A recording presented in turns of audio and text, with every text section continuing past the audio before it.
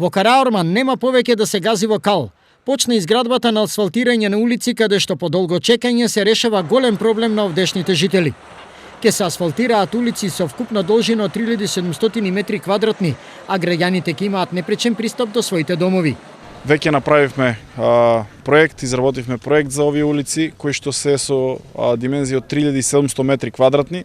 Тоа е сериозна големина на површина која што ќе опфатиме со нов слој на асфалт, односно со асфалтирање, бидејќи досега луѓето овде на вистина газеа по кал. Едно од моите ветувања беше изработка на улици во населбата Караорман и носење на пристојни услови за живот на граѓаните на територија на општина Штип.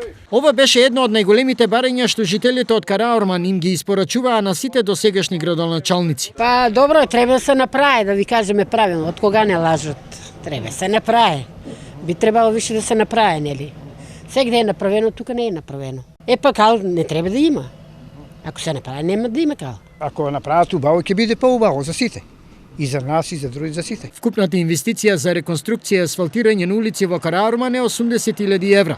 Дел од средствата веќе ги обезбедивме од Агенцијата за земјоделство и рурален развој, тоа се околу 50.000 евра, и останатите 30.000 евра се обезбедени од општина Штип, што значи дека околу 80.000 евра инвестираме во населбата Караорман во улици.